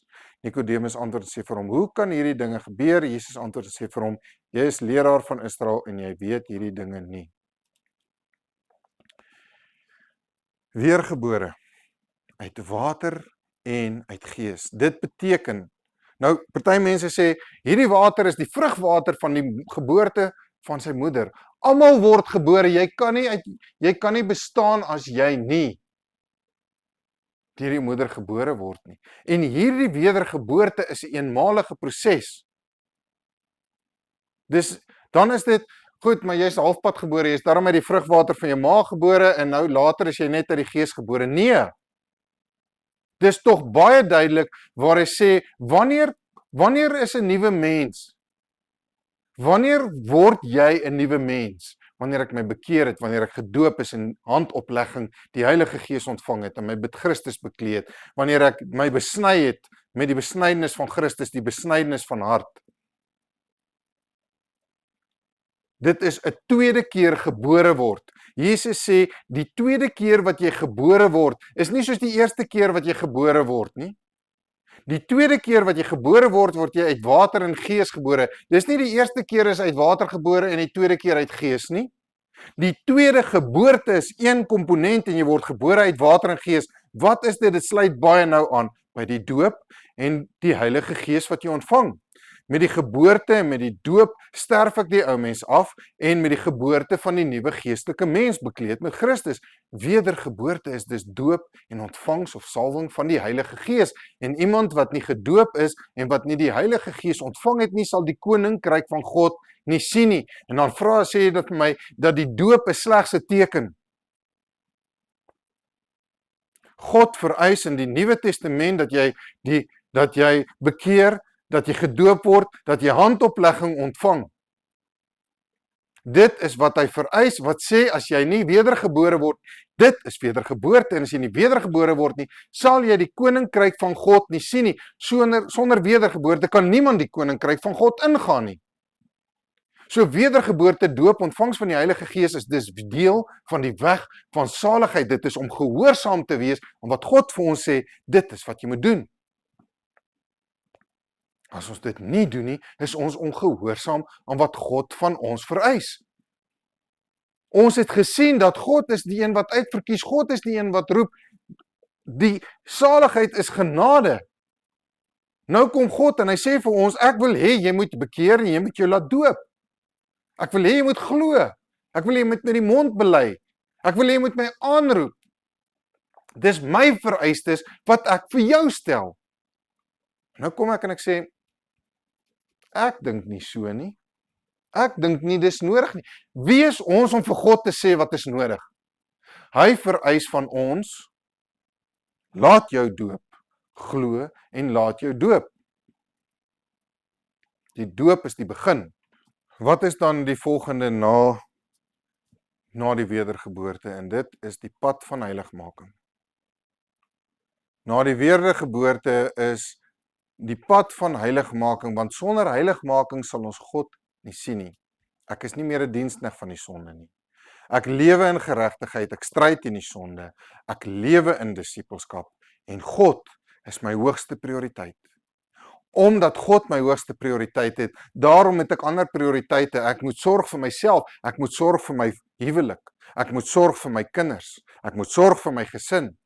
Ek het 'n verantwoordelikheid teenoor my gesin, ek het 'n verantwoordelikheid teenoor my persoonlike naaste, my familie, my werksmense, my gemeentegenote, my gemeentelede, my bure, my mense wat saam met my by 'n sport of 'n kultuurklub is. Daardie mense wat ek mee 'n pad stap, wat ek ken. Ek lewe my disippelskap teenoor hulle uit. En tot wanneer is hierdie heiligmaking? En ek raak nou net daaraan. Ons sal in volledige detail kyk, want heiligmaking is ontsettend groot. Net die disippelskap is 'n geweldige groot ding wat 'n mens moet aan aandag gee. Maar die belangrikheid is dat ons hierdie pad van saligheid, hierdie weg van saligheid, hierdie weg van verlossing sal stap tot en met die einde. Matteus 10 vers 22. En julle sal deur almal gehaat word ter wille van my naam, maar wie volhard tot die einde toe, hy sal gered word.